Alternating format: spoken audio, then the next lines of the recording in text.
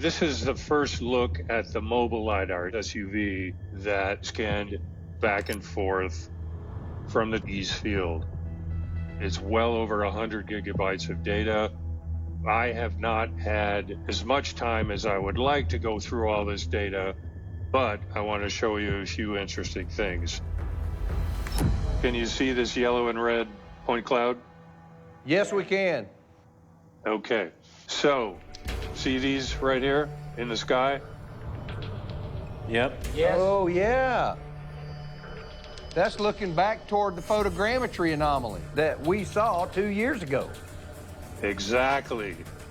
Once again, to the northeast, to the east field, there's data that frankly shouldn't be there. Oh, wow.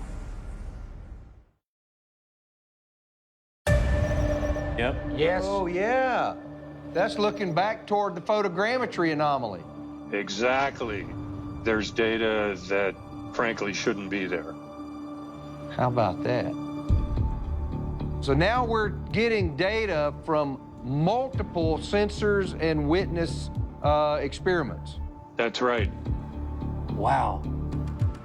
We really hope that our final experiment of the year would get us more data on the wild phenomena we've seen. And man, did it ever. Using multiple lidar scanners, we not only detected more evidence of a 2,000-foot high, cone-shaped anomaly covering a huge area in the center of Skinwalker Ranch, but our mobile lidar vehicle also captured images of something in the east field, right in the area where a 300-foot tall, column-shaped spire was detected by Pete Kelsey in 2021. So was it the same thing? If so, what the heck could it be? So there is potentially some correlation with some data that we're seeing at the same time. From your lidar drone? Yep, same area. Eric has a bunch of the data. Yeah.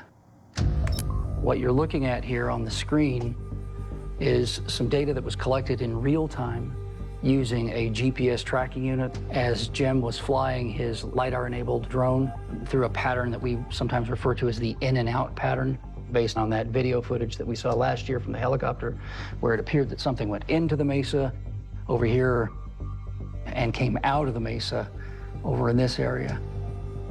One of the most insane events that our team has documented was in 2022. A camera on the helicopter captured images of a UAP flying into the mesa in the east field, and then out the other side a couple seconds later as it continued right toward the triangle.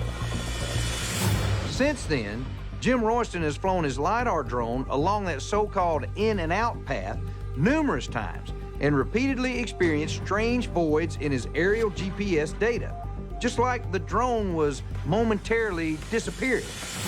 We've retraced that pathway as best we can without obviously flying through the mesa itself, but through that airspace at an altitude of about 300 feet above ground level.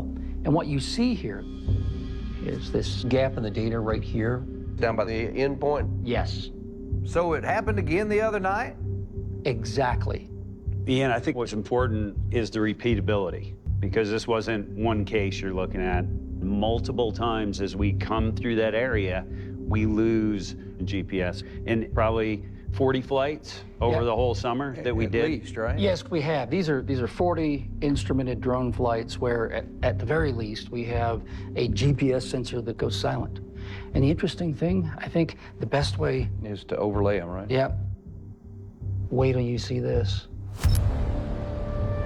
I have a few of those drone flights illustrated here, and look at the pattern that emerges. Stunning. Here's a wonderful example where we see repeatability. You know, what we're seeing here are repeated interruptions in data, the biggest of which is on the end point.